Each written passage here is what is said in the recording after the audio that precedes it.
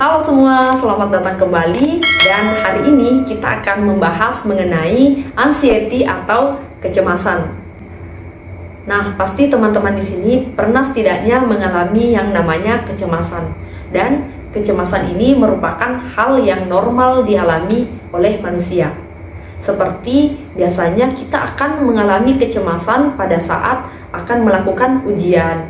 Karena mungkin saja kita cemas apabila nilai kita mungkin di bawah dari nilai yang kita harapkan, atau mungkin saja kita cemas karena tidak mampu mengerjakan soal-soal pada saat ujian. Begitu pula pada saat kita akan melakukan interview kerja misalnya.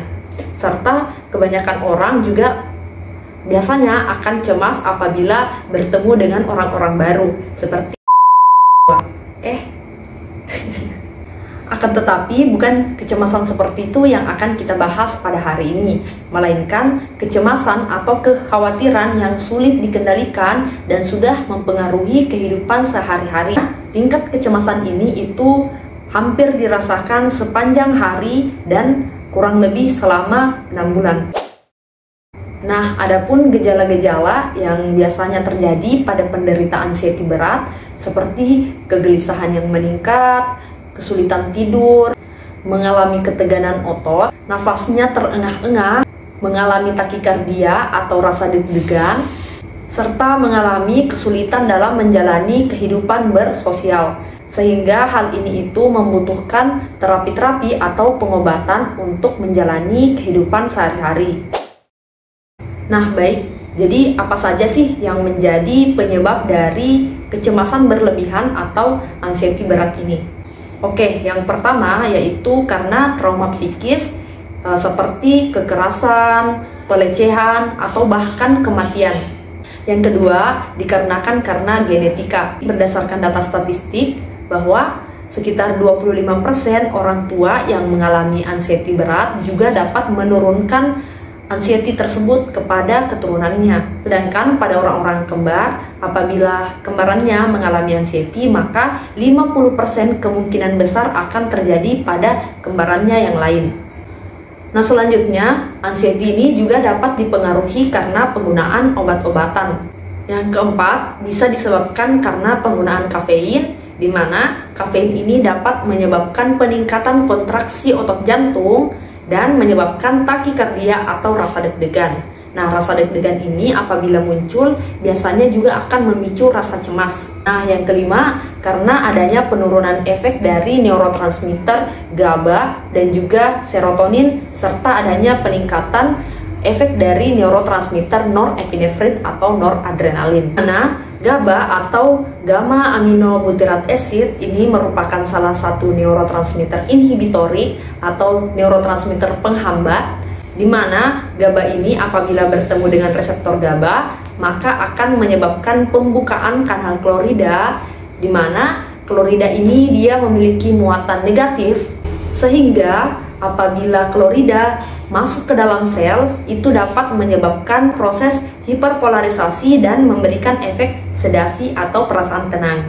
Sedangkan serotonin sendiri merupakan salah satu neurotransmitter inhibitorik dan juga eksitatorik. Apabila dia berikatan dengan reseptornya, maka akan memberikan efek seperti peningkatan nafsu makan, peningkatan mood, pengaturan emosi, serta pengaturan tidur dan juga terjaga.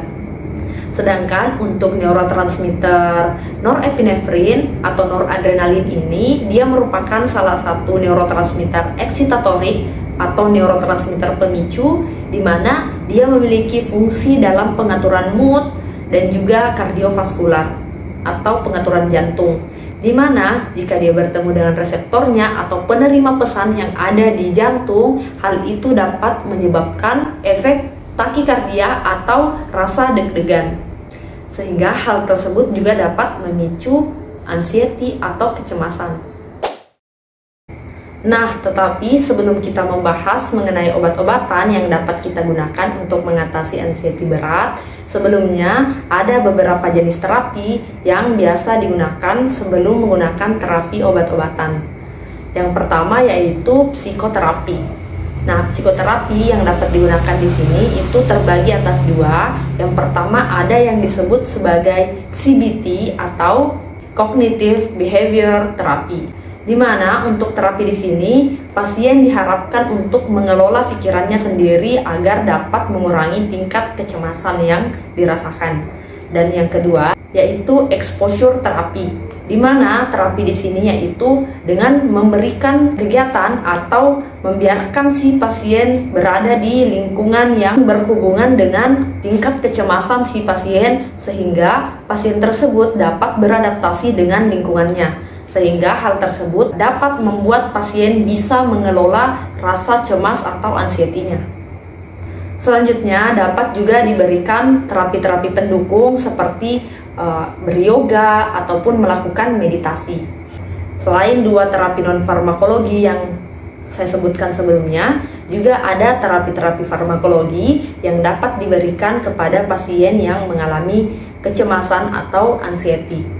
Nah, yang pertama ada dari obat-obatan golongan benzodiazepin, di mana obat-obatan benzodiazepin ini akan bekerja dengan cara berikatan dengan reseptor BZD, yaitu reseptornya sendiri di samping reseptor GABA, sehingga nanti akan meningkatkan frekuensi pembukaan kanal dari klorida. Jadi obat-obatan ini akan melebarkan pintu dari ion klorida, sehingga ion klorida nanti akan masuk ke dalam sel, sehingga akan memberikan efek hiperpolarisasi, sehingga hal tersebut dapat meningkatkan perasaan sedatif atau tenang.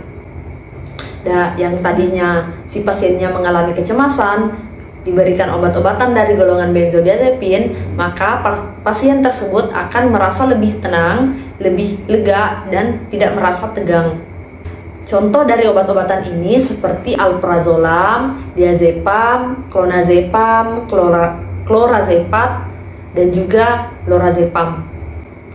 Selanjutnya ada contoh obat seperti buspirone, di mana obat buspirone ini dia bekerja dengan cara dia akan bekerja pada reseptor serotonin, sehingga nanti akan meningkatkan mood dari penderita dan mengurangi anxiety atau kecemasan.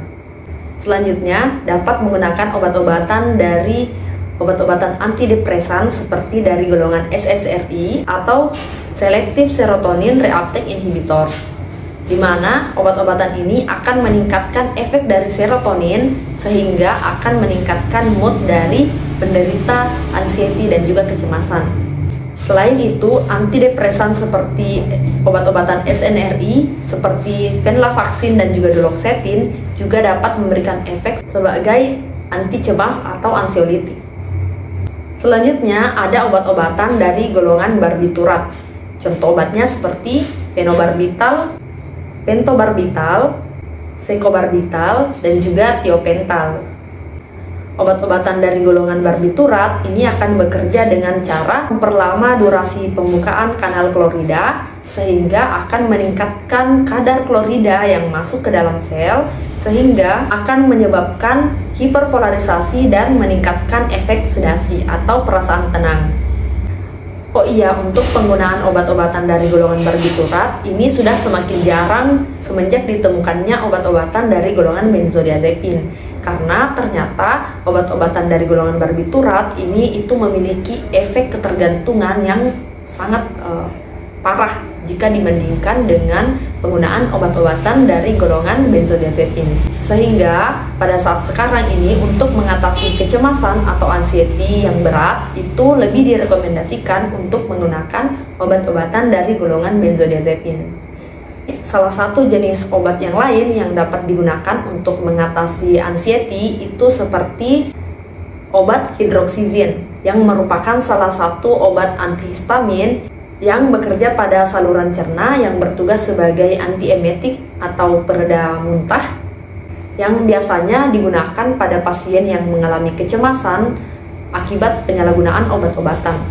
Nah, untuk obat yang terakhir ada dari golongan antagonis benzodiazepin. Contoh obatnya adalah flumazenil, di mana obat ini itu akan melawan kerja dari benzodiazepin. Untuk penggunaannya sendiri biasanya digunakan pada pasien yang mengalami overdosis akibat penggunaan benzodiazepin, atau bisa juga digunakan pada orang yang ingin mengatasi efek dari benzodiazepin yang sudah dikonsumsi dalam jangka waktu yang lama. Mungkin itu saja untuk materi kita hari ini. Jika ada pertanyaan dan juga tanggapan, silahkan tulis di kolom komentar. Dan sampai jumpa di video selanjutnya. Dadah!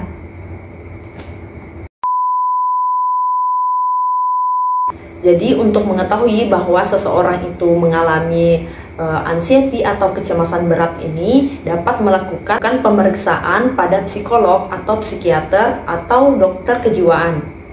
Jadi untuk teman-teman, ini adalah disclaimer, untuk anxiety ini sendiri merupakan salah satu penyakit mental yang paling sering dihadapi pada zaman sekarang ini. Jadi bagi teman-teman yang merasa memiliki gejala seperti anxiety tersebut, atau memiliki kenalan yang mengalami gejala tersebut, dapat direkomendasikan untuk datang menemui psikiater atau psikolog. Jadi stop untuk melakukan self-diagnosis.